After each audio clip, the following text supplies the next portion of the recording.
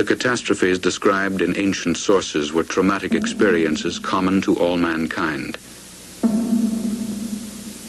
Purged from conscious memory, these records are now interpreted as allegories, metaphors, and the trauma has been submerged in the unconscious. Collective amnesia. A revolutionary theory of the universe based on the records of the past has challenged the fundamental beliefs of modern science for more than 2 decades. Today, the unexpected findings of space explorations have confirmed many of the predictions of this theory. Mountains were born and mountains collapsed. Land and sea changed places.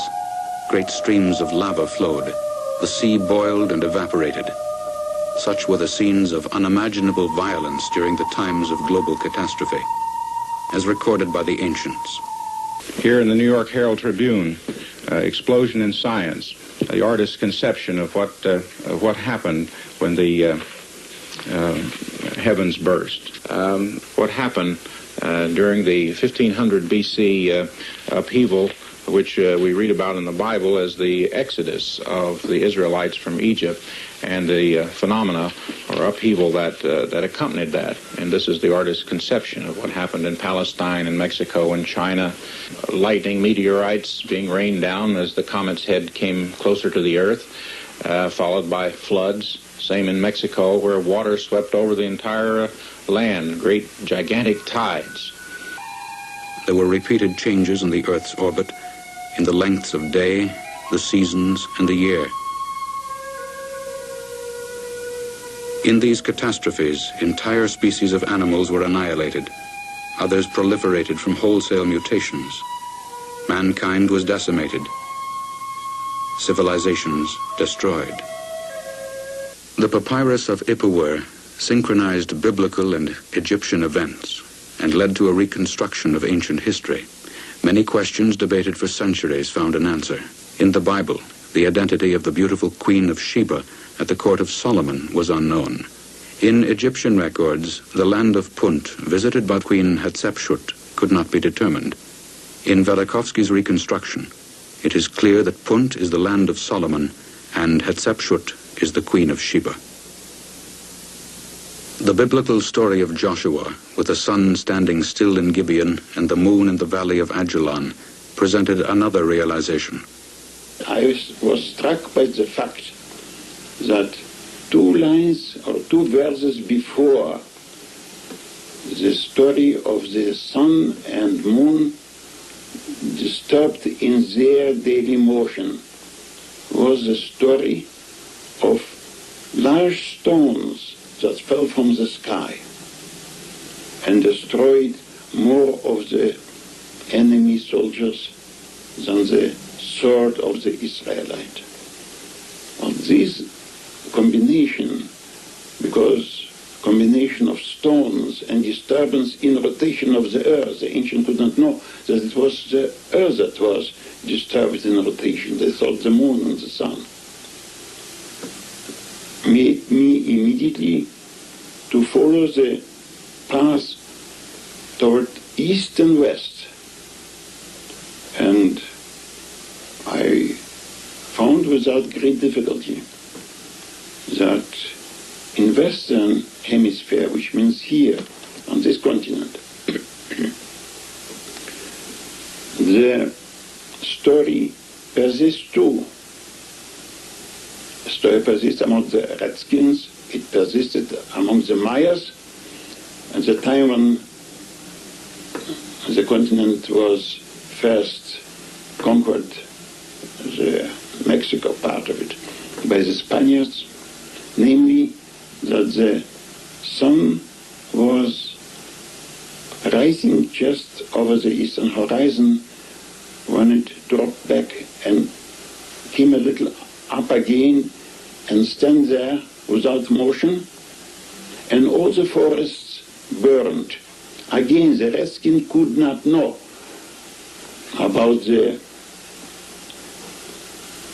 heat resulting from disturbance in the Earth's rotation. So, of course, this would be not enough. You had to go to all civilization to Japan, to China, to India, to Persia, to Babylonia, to Assyria, to Asia Minor, to Greece, to Rome, to Judea, to Egypt, to Mexico, to Peru, to Iceland, and for oral transmission even to East Indies. And the same story could have been found in all places, but differently told, so that it was no question of just borrowing from one nation by another. So this was the conclusion.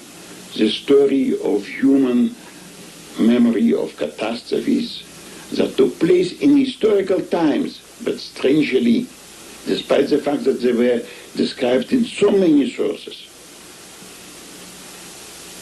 as if non-existent for the scientific world. Other ancient documents tell of the thunderbolts of the planet god Jupiter. Velikovsky understood that these thunderbolts referred to electromagnetic discharges between planets. This led to his claim that radio noises must emanate from Jupiter. In 1955, radio noises from Jupiter were discovered. It was this prediction and discovery that finally convinced Einstein of the merit of Velikovsky's ideas. This prediction and confirmation of radio noises from Jupiter convinced Einstein to seek crucial experiments on Velikovsky's ideas. After Einstein's death, his estate wrote letters to this effect, but with no result.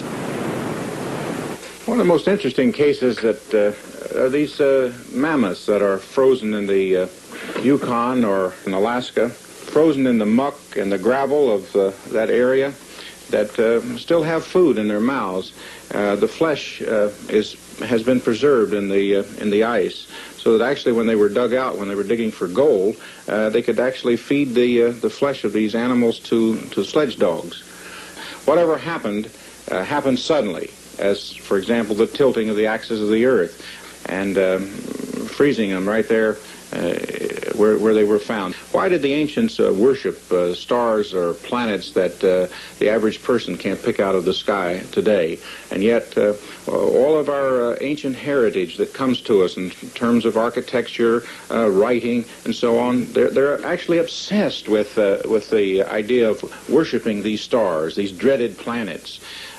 All mankind through the years have worshipped stars that we can't even pick out of the sky today. Now why? Why were they so obsessed with them? Unless in some way these stars were threats to them, in some way impressed themselves upon ancient man.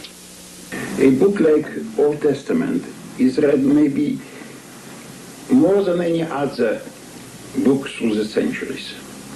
It's translated to all languages.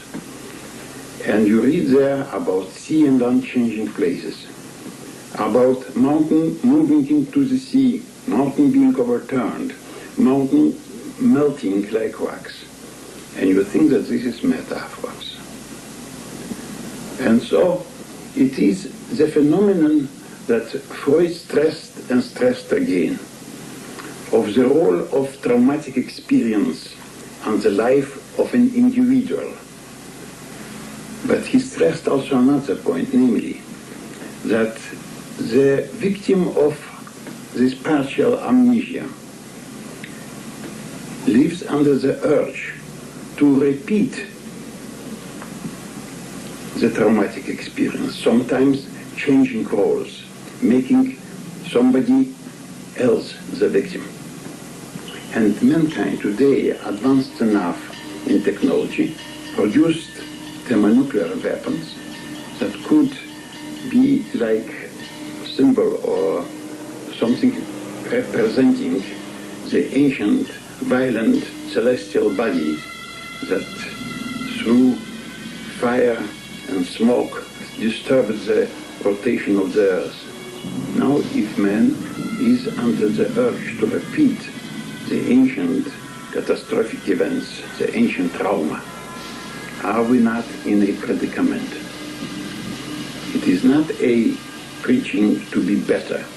It is a preaching to know yourself. As long as a man doesn't remember his past, he acts as a neurotic, a person who suffered a traumatic experience. Due to this traumatic experience, suffered also an amnesia. Are there any rituals that we are practicing now which would seem to indicate a repetition of this trauma? Not only any ritual, almost all rituals in religions, in various religions, all our observation in some way go back to the astral religion, to the beginnings that are rooted in the catastrophic events of the past.